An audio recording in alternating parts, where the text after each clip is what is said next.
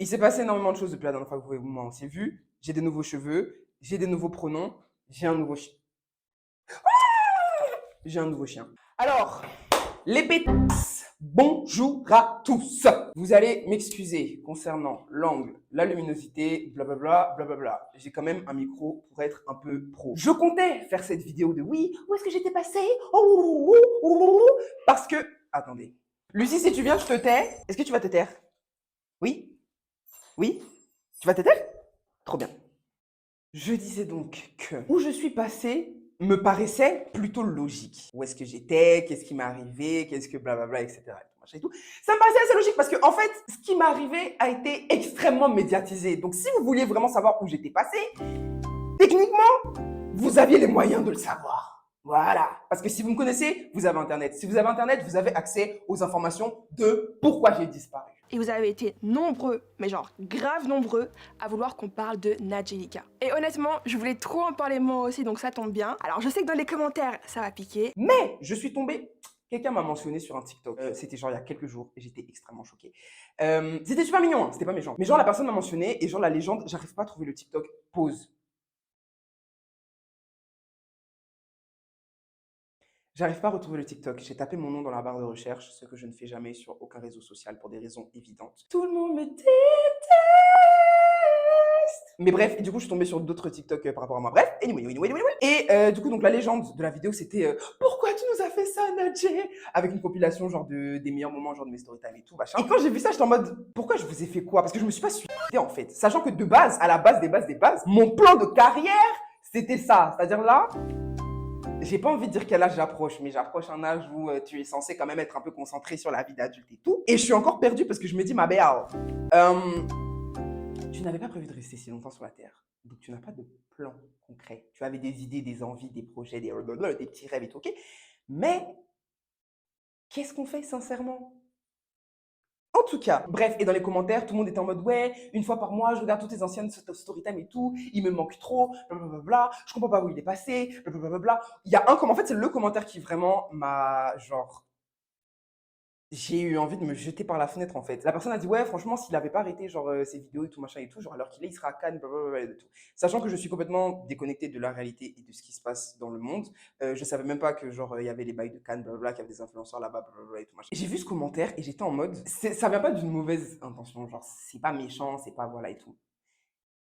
Mais est-ce que vous connaissez ma réalité? Genre est-ce que vous savez où est-ce que j'en suis dans mon existence par rapport à tout ce que j'ai vécu. Du coup, il faut savoir qu'en fait, ma communauté, il y a genre il y a le noyau, qui est ma personne, et il y a, on va dire, trois cercles qui m'entourent. Premier cercle, ride or die, c'est-à-dire c'est des gens, quoi que je fasse, ils sont là. Genre, si je suis uniquement présent sur Insta, ils seront toujours là. Si je suis uniquement présent, genre en live TikTok, ils seront toujours là. Si je suis uniquement présent sur ma chaîne secondaire qui s'appelle le N, qui est plus, on va dire, naturel, moins préparé, moins scripté et plus mon journal intime qu'autre chose, ils seront là. Genre, quoi que je fasse, ils sont présents. Et du coup, ils suivent mon actualité au jour le jour et ils savent en fait où est-ce que j'en suis. Il y a le deuxième cercle qui est moins obsédé, on va dire, par ma personne et par ce que je fais et par comment je vais, blablabla et tout, qui du coup va suivre vite fait, genre quand je vais poster sur ma chaîne principale, donc celle-ci, etc. Et qui connaît genre vite fait les tenants et les aboutissants de mon existence et tout, mais pas plus que ça. Et puis maintenant, il y a le troisième cercle qui est la populace, qui me considère comme juste une personne qui faisait des story time sur sa vie sexuelle, je sais plus en quelle année j'ai commencé ma carrière et tout, bref, et rien d'autre. Et après, il y a genre les gens qui vraiment me détestent, on dirait que genre j'ai brisé le foyer de leurs parents, alors que c'est pas de ma faute si vos parents n'ont pas été capables de vous élever correctement. Du coup, déjà premièrement, j'aimerais m'adresser donc au deuxième cercle, ceux qui genre savent à peu près où j'en suis, mais genre qui est des blablabla et tout, et qui vont faire des TikTok à base de Nadji est passé où et tout, je comprends pas pourquoi il est parti et tout, blablabla. Vous êtes des truands, vous êtes des sauteurs à la corde et vous êtes des hypocrites. C'est-à-dire quand il est l'heure de chercher l'identité du crush de votre ex, vous êtes les premiers. Vous êtes des agents du FBI, de CIA, inspecteur gadget du cul. C'est-à-dire vous êtes capable de trouver toutes les infos du monde. Mais pour simplement taper Nadjelika dans la barre de recherche de vos réseaux sociaux préférés, il n'y a personne. Vous auriez tapé Nadjelika sur Google, vous auriez su direct ce qui se passait. Vous auriez tapé Nadjelika sur Instagram, vous auriez su direct que j'existais toujours. Vous auriez tapé Nadjelika sur YouTube. Peut-être que mon dernier vlog n'aurait pas flop comme il a flop. Vous voyez ce que je veux dire ou pas? Voilà. Donc, commençons par le début de la fin. ce qui m'est arrivé, pour ceux qui vraiment n'ont fait aucun effort de chercher où est-ce que j'étais, alors que c'était super monétisé. Monétisé? Médiatisé. C'était médiatisé. Et ma chaîne a été démonétisée. J'ai participé à ma première manifestation. Vu que j'ai de l'anxiété sociale, je ne peux pas sortir comme ça, aller dans des festivals et tout, c'est impossible pour moi. Mais il y a des sujets qui me tiennent beaucoup trop à cœur pour que je reste chez moi. Donc, j'ai fait ce que beaucoup de personnes attendent des influenceurs, c'est-à-dire qu'on quitte les réseaux et qu'on aille sur le terrain. Je suis allé à ma première manifestation. Je suis une personne extrêmement engagée, je suis une personne extrêmement émotive, je suis une personne qui a des problèmes de gestion de la colère et je suis une personne qui, malgré des années de carrière sur les réseaux sociaux, ne réalise toujours pas qu'il est un personnage public.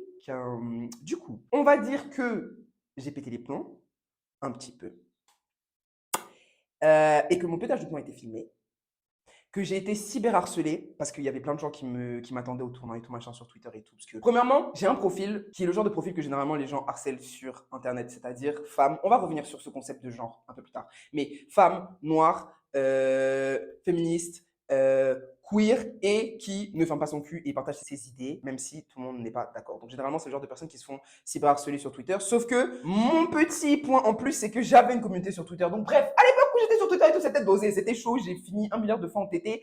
Jamais j'ai fini en TT pour une bonne chose. Jamais.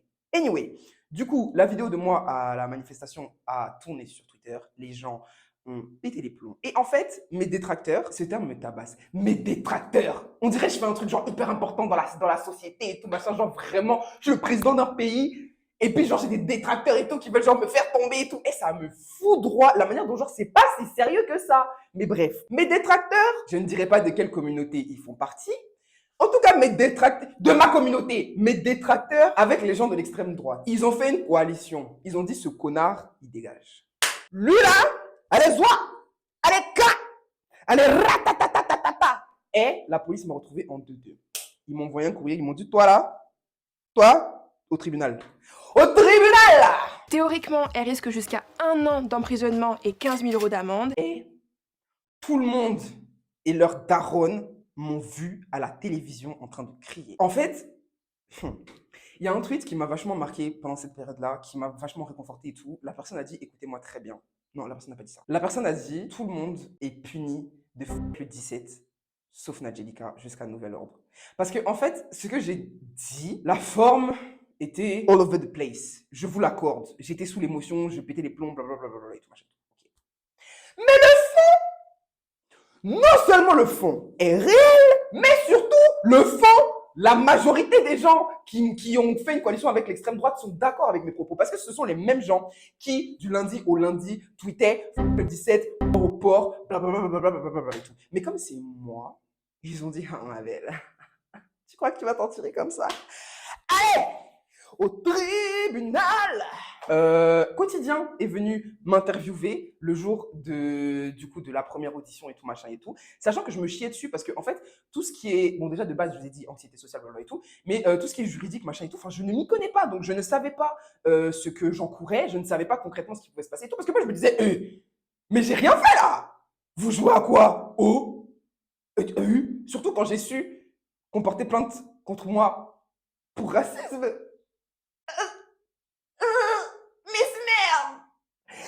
Miss Ma'am the Judge.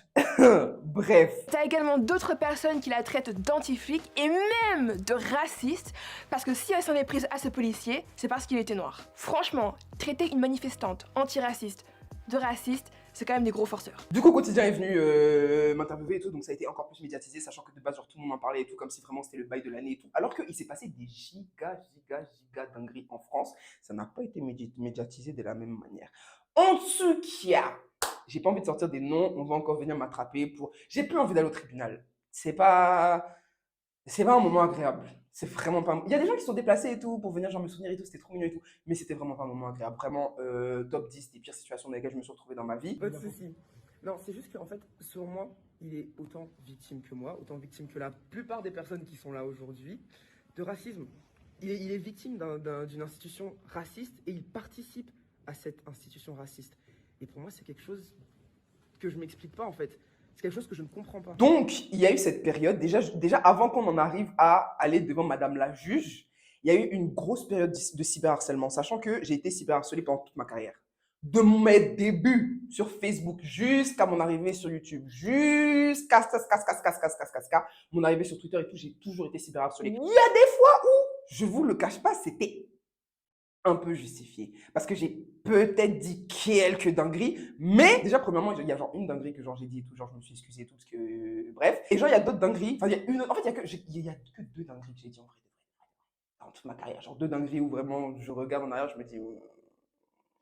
Et la deuxième dinguerie, en fait, c'était juste lié à un truc que moi j'ai vécu personnellement dans ma vie, et du coup, pour moi, genre, c'était normal. Et en fait, j'en ai parlé avec ma psy était en mode. Ça n'a rien de normal, chérie. You need therapy. Donc toujours cyberharcelé et tout. Et genre là, avec cette histoire de procès, de machin et tout, ça leur a donné du gaz. Ça leur a donné, c'est-à-dire, oh my God. Jusqu'à présent, j'arrive pas à comprendre comment on peut autant haïr quelqu'un qu'on ne connaît même pas. Encore, tu m'as déjà vu. Tu m'as déjà entendu parler, tu as déjà senti mon énergie et tout. Tu te dis, je comprends. Tu m'insultes sur des groupes WhatsApp avec tes potes et tout, je comprends. Mais sur la place publique, I don't get it. I really don't get it. Bref. Donc ça a été hyper compliqué pour moi à gérer. Parce que le cyberharcèlement et tout, j'en avais l'habitude et tout, mais en fait là, c'était trop. C'était trop. Tout le monde me disait, ah mais je t'ai vu à la télé, blablabla et tout. Il y a des gens qui faisaient des blagues par rapport à ça, par rapport au fait que genre, ouais, tu vas aller en prison, hihihi et tout. Genre des potes, du coup, avec qui j'ai arrêté de parler, du coup, pour ça. Enfin bref, c'était la roue libre totale. C'était la roue libre, giga, méga, ultra totale. Et j'étais au milieu de ça en mode, à la base, je n'ai pas une bonne santé mentale. Et là, ce que vous faites, si demain je me suis dit, qu'est-ce qu'on fait? Heureusement que j'avais ma psy qui m'a vachement aidé et qui m'a dit d'ailleurs un truc que je vais vous dire comme ça peut vous aider dans peut-être d'autres situations. C'est que les gens ne s'attaquaient pas à moi en tant qu'individu, en tant que Nadjelika, en tant que qui je suis, ma vraie personne hors des réseaux, etc. Les gens s'attaquaient à un personnage, à une projection. Les gens s'attaquaient à ce qu'ils projettent sur moi, ce qu'ils pensent que je suis, qui n'est pas moi. Bref. En tout cas, quand elle m'a dit ça, j'ai eu une épiphanie, ça m'a débloqué et ça m'a fait beaucoup de bien. À côté de toute cette histoire de procès, blablabla et tout, j'avais déjà, à cause de ma santé mentale, beaucoup de mal à être régulier sur les réseaux. Et si vous me suivez sur YouTube, vous le savez. Combien de fois j'ai fait des retours pour dire ouais, j'ai posté une fois par semaine, j'ai posté 4 fois par semaine. Je ne l'ai jamais fait et vous le savez. Et vous savez que c'est à cause de la dépression. Arrêtons de nous mentir. Il y a ça. Il y a le fait que, ok, genre au début, je faisais des story time et tout, machin, blablabla, moubou, hihi, voler le gars de temps, blablabla et tout, et tout. On a bien rigolé, sauf que, c'était une période où j'étais pas conscient du fait que ça aurait autant d'impact, que autant de personnes verraient mes vidéos. Si j'avais su que mes story time auraient fait des 1 million de vues, des 2. Non, je suis jamais arrivé à 2 millions. 1 million de vues et quelques. Il y a peu de chances que le Nadjelika de l'époque aurait filmé et posté ces vidéos-là, parce que je ne m'attendais vraiment pas à un tel engouement. Mais bref, donc déjà de 1, j'étais inconscient. Déjà, voilà. Je le regrette pas et tout, parce qu'il y a là des gens qu'apparemment j'aurais aidé. Premièrement, c'est pas le contenu que j'ai envie de continuer de faire. Genre, oui, j'ai envie de vous raconter des histoires, j'ai envie de vous raconter des trucs, toujours avec ma même personnalité, bubbly, et beaucoup de blagues, et beaucoup de zoom, et beaucoup de... Pas de souci. Mais pas dans ce registre. Parce que du coup, il y a donc le troisième cercle dont je vous ai parlé, qui ne me prend pas du tout au sérieux, alors que non seulement déjà j'ai 1 milliard de choses à vous dire, genre 1 milliard de choses sérieuses, que ce soit en rapport avec mes batailles, que ce soit par rapport à la santé mentale, que ce soit par rapport à 1 milliard de choses et tout. Et il y a par rapport à la musique qui arrive. J'en parlerai pas dans cette vidéo, mais qui arrive. Donc bref, il y a beaucoup de choses que j'ai envie de partager avec vous et que je ne serais pas capable de partager avec vous si je reste dans ce délire de story time. Parce que oui, on rigole, et tout. Mais ça fait que à cette période-là, quand j'essayais de faire quand je faisais du contenu qui était autre que des story time et tout, où c'était des choses dont il fallait parler parce que c'était important, etc., la misogynie noire, ce genre de choses, la transidentité et tout, il y avait moins de vues et j'étais moins pris au sérieux. Alors que Chacal, enfin, je vous aime beaucoup et tout, on rigole, millions de vues, mais je ne suis pas que ça en fait. Genre, j'ai plusieurs facettes. Je ne suis pas uniquement une personne capable de raconter des histoires de cul extrêmement bien. Voilà. Donc, on va peut-être passer à cette histoire de genre et de pronoms. Donc, j'ai fait mon coming out non binaire il y a quelques mois. La vidéo, franchement, je vous déconseille d'aller la voir parce qu'elle est bazardée. Je vais bientôt la mettre en privé de toute façon. Elle est un peu confuse parce que moi-même, j'étais confus à cette période-là. J'étais sous l'euphorie de mon coming out en tant que personne non binaire. Donc, je vous fais un résumé. Il y a des hommes, il y a des femmes. Ce sont des personnes binaires. Il y a des personnes qui se considèrent comme étant les deux, comme étant un peu des deux, comme étant un peu plus un homme qu'une femme, mais quand même les deux. Des blablabla. Tout ça sont des personnes non binaires. Personnellement, moi, en tant que Nadjelika, je ne me considère ni comme un homme, ni comme une femme. Juste une personne. C'est tout. J'ai une vidéo essai, parce que j'ai regardé beaucoup de vidéos essais ces derniers temps. En gros, c'est des longues vidéos, genre de 1 heure ou plus et tout, où on parle en détail d'un sujet en particulier. Donc, j'ai une vidéo essai en préparation sur la non-binarité, sur ma non-binarité, où je vais vraiment rentrer dans les détails. Et du coup, si vous avez des questions et tout, il y a de fortes chances que j'y réponde dans cette vidéo. Donc, c'est pour ça, en gros, que les gens me genrent, si vous regardez sur les réseaux sociaux et tout, majoritairement au masculin, ou ils ne me genrent pas, c'est neutre. Donc, ils parlent de moi en yel, parce que j'ai fait mon coming out non-binaire. Voilà. Est-ce que j'ai autre chose à vous raconter? En vrai, c'est surtout ça. J'avais surtout envie de vous dire que je n'ai pas disparu parce que j'avais envie de disparaître. J'ai pas disparu parce que j'avais mieux à faire que faire des vidéos. J'ai pas disparu parce que j'ai trouvé un sugar daddy qui pouvait sponsoriser mon existence et du coup, j'avais plus besoin de faire ni des vidéos ni des partenariats et tout parce que j'avais plus besoin d'argent et tout, machin et tout. Non. J'ai arrêté parce que je n'avais presque plus la force de me maintenir en vie. Donc, je ne vois pas où est-ce que j'aurais trouvé la force de continuer de créer du contenu. Surtout que mon contenu, c'est pas juste m'asseoir et vous parler doucement. Mon contenu, c'est beaucoup de... Et après, des montages de littéralement 15 heures pour pouvoir zoomer sur les... Donc, c'est compliqué, ça me demande de l'énergie. Je suis seul, j'ai pas de team et tout. Voilà. Donc, je vous ai pas abandonné. C'est juste que j'étais en train de lutter pour rester en vie. Premier degré. Parce que je sais pas si vous vous rendez compte, mais donc, dans les maladies que j'ai, dépression sévère, anxiété généralisée, anxiété sociale, TDAH, trouble du déficit de l'attention avec ou sans hyperactivité. Et j'ai également des tendances suicidaires. Ne l'oublions pas. Merci beaucoup. Du coup, la prochaine vidéo qui est prévue... attendez, je vais chercher mon journal, j'arrive. 2 secondes. Parce que du coup, je vous ai fait un petit programme et tout machin. C'est une vidéo fun. Fun. C'est une vidéo cool. C'est une vidéo avec un invité. C'est une vidéo genre bon délire, bien chill, bien rigolote, etc., etc. Et plus dans le style, vous avez vu ma vidéo avec Doku. C'est l'une des vidéos qui a le plus marché sur ma chaîne YouTube, celle dont vous me parlez le plus et tout. Donc bref, c'est une vidéo dans ce style-là, sans alcool, mais toujours en se faisant du mal, parce qu'apparemment, c'est quelque chose de redondant dans ma vie. Ah oui, et pour parler de musique de spi, donc attendez, j'ai ma chaîne principale qui est celle-ci. J'ai ma chaîne secondaire qui est le N, qui est en gros mon journal intime. Et j'ai bientôt une 3e chaîne qui sera uniquement dédiée à la musique. La première vidéo, ce sera une vidéo où je vais vous expliquer ma relation avec la musique. Pourquoi je vous en parle depuis le début de ma carrière alors que j'ai littéralement sorti que 2 covers depuis. Et ces 2 covers-là, ils sont sortis. Genre, il y en a un qui est sorti l'année dernière, un qui est sorti récemment. T'es trop mignonne et je t'aime de tout mon cœur, mon bébé. En gros, pourquoi est-ce que ça m'a pris autant de temps de vous présenter de la musique? Et ça va être une ambiance totalement différente. En fait, sur chacune de mes chaînes, l'ambiance est différente. Sur le N, c'est vraiment en mode journal intime. Genre, là-bas, je fais le JDN, le journal de Nadjé. Je me pose pendant 10 minutes et en gros, je fais un monologue sur un sujet en particulier qui, en ce moment, me travaille ou dont j'ai envie de parler, etc., etc. et tout. Je me filme littéralement avec mon Mac et tout. Ça fait très nostalgique, ça fait très genre YouTube, genre les débuts, avant que ce soit professionnalisé et tout machin, que tout le monde sache que genre, il faut un éclairage, il faut un micro, il faut ceci, il faut un monteur, il faut la miniature, il faut tout ça, et tout. J'espère avoir donné toutes les infos que je voulais donner parce que j'ai clairement pas envie de refilmer cette vidéo parce que ça me demande beaucoup d'énergie de me sortir les doigts des fesses. J'espère du coup que vous serez nombreux à regarder cette vidéo parce que je suis très fatiguée de voir des « Oh mon Dieu, Nadjé, tu reviens quand? Oh mon Dieu, Nadjé, tu es passé où? Oh mon Dieu, Nadjé, oh mon Dieu, Nadjé, oh mon Dieu, Nadjé. » Je suis passé à la télé. Je suis passé où? Je suis passé à la télé. On se retrouve bientôt pour des vidéos beaucoup plus fun. Et vous voulez rencontrer ma fille vite fait. Elle s'appelle, tu me fais pas des bisous, c'est la honte. Elle s'appelle Lucifer, mais tout le monde l'appelle Lucie.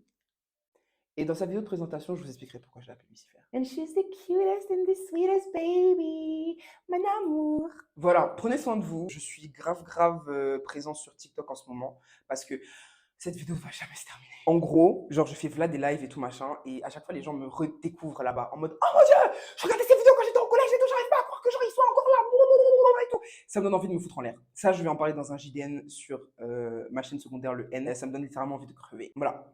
Prenez soin de vous, on se retrouve littéralement la semaine prochaine avec une vidéo fun, nice, sponsorisée. Maintenant, on veut rire, on veut l'argent et on veut l'argent